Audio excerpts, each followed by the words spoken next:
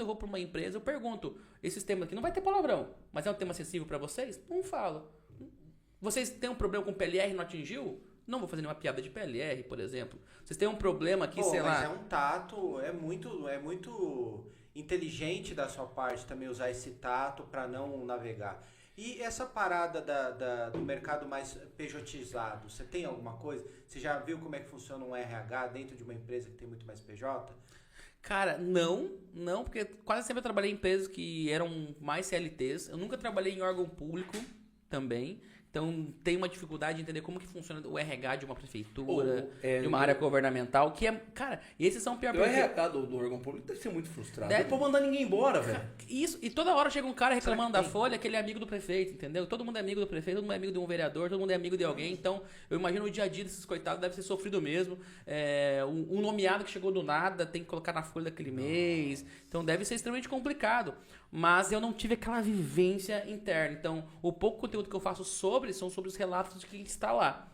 E ao mesmo tempo, às vezes tem lugares que vão ser mais tranquilo, igual é a empresa, que uma prefeitura vai ser mais tranquila que a outra, que, enfim, tem essa dificuldade. E assim como eu tenho de empresa que trabalha com maior pejotização. Empresa que tem muito mais prestador de serviço do que colaborador em si. Experiência pessoal, né? Experiência pessoal. Aí o que eu tenho é aquilo que tá no mundo, né? Tipo, o PJ, que o pessoal pensa que o dono pensa que é igual ao CLT, que tem que estar lá todo dia, que se ele não for trabalhar vai descontar o dia da nota fiscal dele. Então, aí sobre essas coisinhas eu crio meme sim, mas é mais senso comum. Legal. Bacana. Cara, você falou uma coisa, falou do LinkedIn, né? Que a vida de todo mundo é bacana no LinkedIn. Mas eu acho que a gente tem lições pra tirar dali. Muitas. Por exemplo, o pessoal do RH podia começar a chamar as pessoas e falar assim, ó, hoje se encerra um ciclo nessa empresa maravilhosa.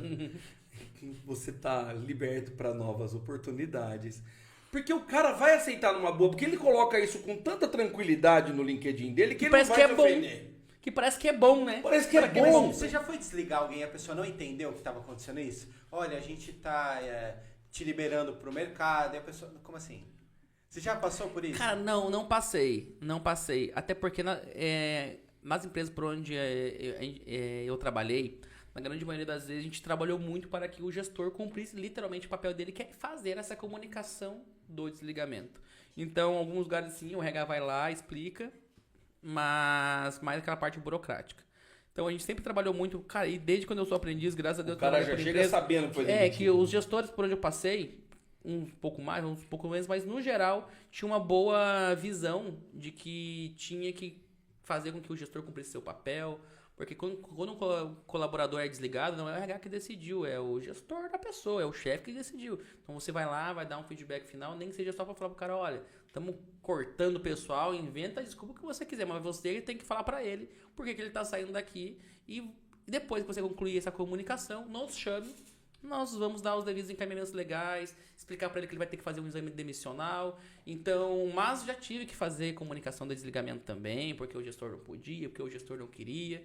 E é um momento constrangedor e as pessoas no geral aceitam, né? A parada do cara tá com os facão foi verdade mesmo? Cara, foi verdade. Foi verdade, mas não aconteceu comigo. É um relato de um seguidor. Tá. E não era uma história divertida, né? Eu tornei ela divertida, né? Eu criei a piada em cima de uma premissa. Um dia o cara pegou e me mandou uma mensagem bem assim no Instagram. Maicon do céu, não sei, preciso te contar uma coisa que aconteceu comigo hoje que eu morri de medo, cara. Eu achei que eu ia morrer. Subiu um funcionário no RH que trabalhava no açougue desse mercado que eu trabalho, com todos os equipamentos e com a faca em punhos, falando que se não tirasse o gestor lá do setor, ele ia esfaquear o cara, e que se eu não fizesse nada, o cara tava surtado e me ameaçou com a faca do trabalho dele, eu não sabia o que fazer, cara. Falei, cara, chegou meu dia. Mas graças a Deus o cara se acalmou, voltou pro setor, até deram uma advertência nele por conta disso. E, cara, olha só o perigo que o RH sofre, nunca ninguém fala sobre. Enfim, era um relato extremamente, cara, desabafando, pesadíssimo. Né? E deve ser foda você ter que explicar pro cara que ele não pode usar a faca do trabalho pra matar o gestor dele, porque é usar o instrumento de trabalho pra desvio de função. Exatamente, cara. Tem que trazer a faca de casa, velho. Não pode. Não dá pra usar o delar, né? Entendeu? E outra, vai contaminar a faca depois que não pode usar pra cortar as carnes. Exatamente, entendeu? Não dá. E vai fazer fila no açougue porque o cara tá ocupado. Então eu vou te contar uma então que aconteceu com meu filho. Meu filho trabalhou no mercado aqui da cidade e o pessoal tava pegando, sabe o negócio que você vai embalar o material? que você puxa o plástico e dá aquela derretidinha no plástico. Vai embalar um presunto. Então você põe na bandeja o presunto, você puxa o plástico, embala e usa uma tirinha quente pra... Dá pra selar. Os caras estavam fazendo churrasco naquele negocinho quente. Então cortaram umas tirinhas de carne e estavam fazendo churrasco no negócio quente. Os 3 foram pegos, os 3 foram mandados embora por justa causa. Os caras estavam fazendo churrasco. Mas acontece... E foi descoberto que a carne nem tava boa no ponto ainda. mas olha, não é relato muito avulso não, tá? Teve... Não trabalhava nessa empresa, mas essa história é conhecida lá por... Tinham pessoas em comum que contaram. Uma empresa que era uma área metalúrgica e tinha um lugar onde o pessoal colocava um forno onde derretia materiais de refúgio, coisa parecida. Mas esse forno, quando ele estava ali não no seu ápice, ele ficava numa temperatura bem legal ali para poder assar carne. Então os caras, no terceiro turno, os caras assavam costela. Estavam sozinhos, não tinha gestor lá. Ninguém. Cara, e quando... cara no meio da madrugada. Cara, eu já trabalhei de madrugada, não, né? Os caras faziam uma organização entre eles ali pra que no dia 20 eles dividissem uma costela. Os caras assavam ali naquele forno. Eles estavam trabalhando a costela girando lá dentro daquele lugar. Foda-se. Cara, e alguns anos, quando foram descobrir, os caras já faziam isso há muito tempo, cara. Nossa. Já era tradição. Eu trampava numa... Descobriram porque o pessoal começou a vender os convitinhos, sabe? Igual vende feijoada. Costela. Costelão no terceiro turno. Costelão no terceiro turno, venham. A gente trabalhava numa empresa de uma montadora de carro e eu trabalhava na telecomunicação e a gente tinha o soldador. E o soldador, ele era um pouco mais quente do que o normal. Então a gente colocava ele numa parada com água pra esquentar a marmita de madrugada. A gente fazia isso. Cara, então tem a criatividade. Cara, não, o pessoal é criativo. Mas só concluindo ali a história do que você me perguntou da faca. Então a história era essa. A história, pô, pesadíssima, que foi um relato dele. Eu falei, putz, cara, né? Conversei com o cara ali. Pô, pois é, realmente, temos que falar. O RH sofre muito. É perigo quando você vai comunicar para um funcionário que foi desligado ali por justa causa, porque ele brigou com o gestor, coisa parecida. O RH ele pode ser. Inúmeros os casos de RH que é agredido, que é xingado. Ainda mais que a maior parte é feminina. Às vezes o cara se impõe ali naquela hora, ele quer se impor porque ele é homem em cima da mulher. Então, teve uma notícia de alguns meses atrás que o RH foi comunicar. Fazendo a entrevista com a pessoa, acho que é pra pessoa entrar na empresa ou pra pessoa sair, não me recordo. E a mulher foi morta ali por aquele colaborador, né? Por aquele candidato. Acho que aconteceu não me recordo, mas foi em alguma cidade alguma capital do Nordeste, não me lembro se Recife ou Salvador. Depois tem que pesquisar melhor a notícia, mas é notícia, cara. E eu não vi isso passando nem no Jornal Nacional. Você por exemplo. Burrice, né? O cara já ia ser mandado embora, catou um justa causa nessa aí. Cara... E por exemplo, então, quando o cara me trouxe essa relato, eu falei, cara, mas legal, eu vou tentar contar essa história como se tivesse acontecido comigo. Então eu adaptei essa história, essa premissa, como tivesse acontecido comigo, dei um final criativo pra ela engraçado, tirei todo aquele peso emocional e tornei piada. Então quem foi no show hoje ver a piada da faca que você falou, a história é super engraçada, mas a verdade por trás não é tão engraçada assim. Não. Tá. E a magia da comédia, né, cara? Você pegar um troço que é o que a comédia faz. Que gera um desconforto e fazer as pessoas rirem pelo... E você conseguiria, por ser uma maioria feminina, pegar histórias que devem acontecer de assédio e fazer isso ser engraçado em algum momento? Ou é inviável usar esse tipo de... Cara, não sei se é inviável, mas eu ainda não consegui achar, né? Se eu achar um viés ali que seja... Primeiro, tem que ter graça, né? Sim.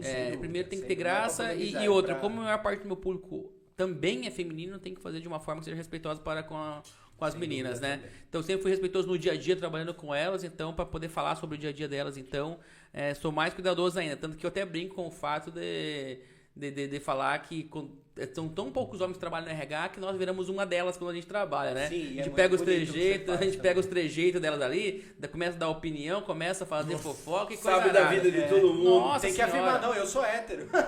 Não, eu falei, né? Eu conto, né, no show, né? Que eu demorei 6 meses pra convencer a minha esposa que eu era hétero, porque no primeiro encontro eu falei pra ela, nossa, como Tonha Café tá combinando com o teu vestido.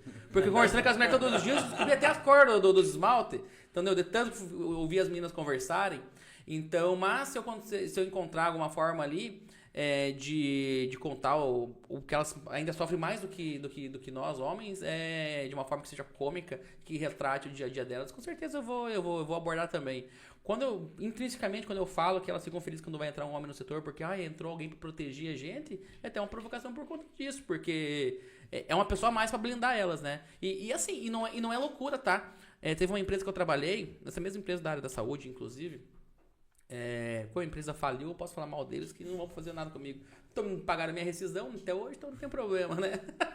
Não, é bom que se eles te processarem, você desconta da rescisão no processo. Não é? Você desconta da rescisão no processo. Mas assim, tinha um supervisor da área de enfermagem lá, que ele era extremamente delicado com as meninas, de assédio mesmo, através de rede social, você tem que tornar sua rede social uma privada, porque a pessoa ia lá e reagia a tudo, e mandava quando a gente vai sair, não sei o que, fui no RH hoje ver que você me olhou diferente. E assim, pra todas as meninas, ou seja, um assédio que passava do flerte. Era muito longe do flerte. Era um era extremamente desconfortável. Era um stalker que curtia tudo, comentava tudo. Então... É tipo isso, né? Aí o que acontece? E era extremamente constrangedor. Então, toda vez que esse cara chegava no setor por perto, eu já nem deixava ele entrar no setor. Eu já ia ao encontro para poder atendê-lo, tirar qualquer dúvida. Era só eu que falava com ele. Então, assim, tipo, porque era uma pessoa que causava extremamente desconforto. Então, é um caso mais gritante que eu vivi, mas que as meninas vivem o tempo todo. E o setor que não tem um rapaz para poder, pelo menos, tentar atender essa pessoa sofre mais ainda.